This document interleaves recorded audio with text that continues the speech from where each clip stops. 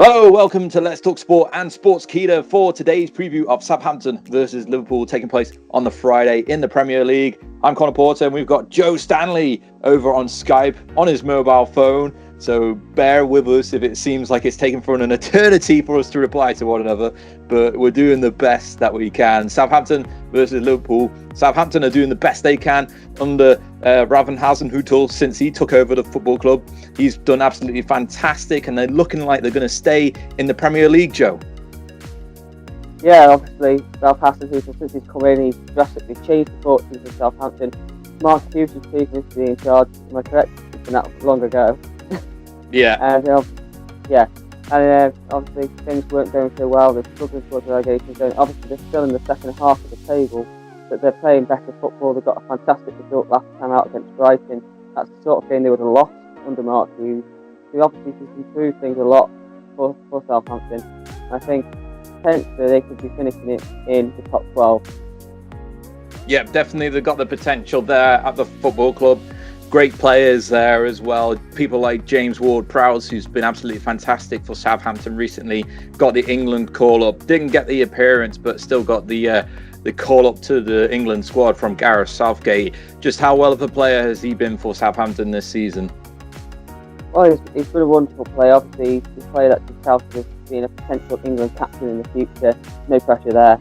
But I think obviously he's a player that could play in a couple of years if he wanted to for a big club. He just needs to improve that little bit more. And but obviously, like I said, for Southampton, he's been quality this season. He's been one of the bright spots in a poor team. They have been poor this year. I think Højbjerg's a good partner for him in the middle of the park, obviously. And the set piece play that he's got, because he can take a great corner and not take the free kick. He scored a stunning one at Old Trafford a few weeks ago in a 3-2 defeat. They were very unlucky to lose that game, Southampton. And I think if James Ward-Prowse stays fit, he'll be a big factor in them staying up this season.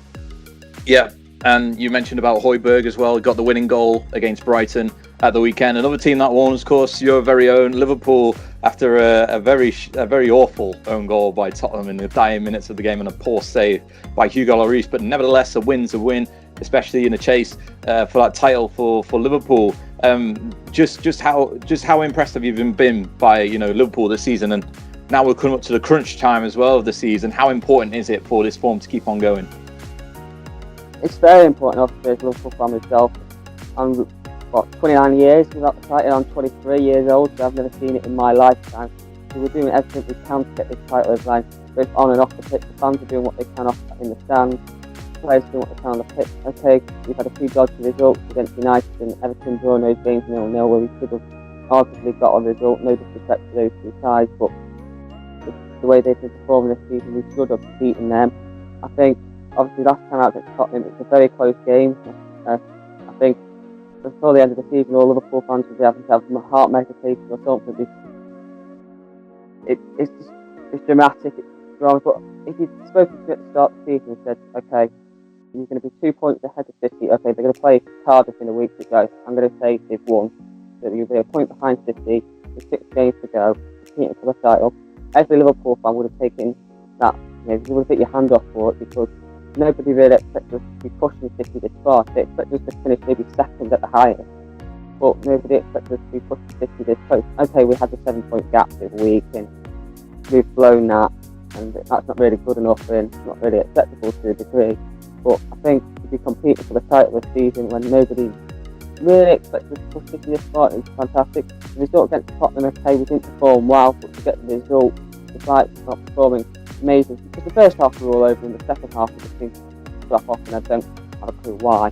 Still grind up the result is the important thing, and obviously winning teams that win titles, as I said before many a time, they grind out the result somehow, whether it be an own goal, a penalty, an offside goal, or something. They get something that helps them over the line, and hopefully with a bit of luck will help Liverpool in the next so many games.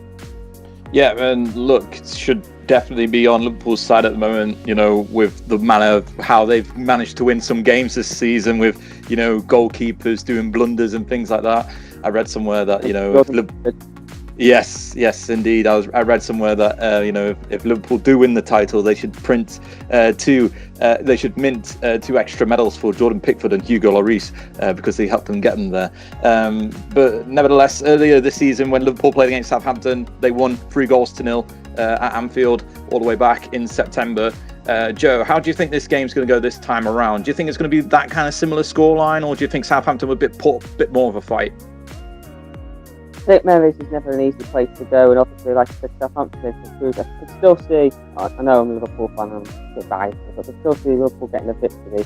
But I don't see it being the walkover that it was at Anfield, because at Anfield it could have been more than the 3 goals, and they seemed to take the foot off the gas, Liverpool did, in the second half. Because obviously they're 3-0 at half time, if memory serves me correctly, and in the second half they just seemed to play about a bit and use it as training. No disrespect there, but that's what it seemed to be. Just keep the ball, let's keep pushing over. I think this time will be a lot closer. Southampton have to be scoring a goal. They've got obviously they've got players in attack that can cause us a few problems. Van Dijk is fit after he's not, so that's not a good thing for Liverpool. And I think it'll be 2-1, and I think Salah will get his 50th goal because obviously it's an own goal on Sunday. Yeah, I think as well. I think Liverpool should be able to win this game, and I'm going to agree with you on your scoreline as well, 2-1.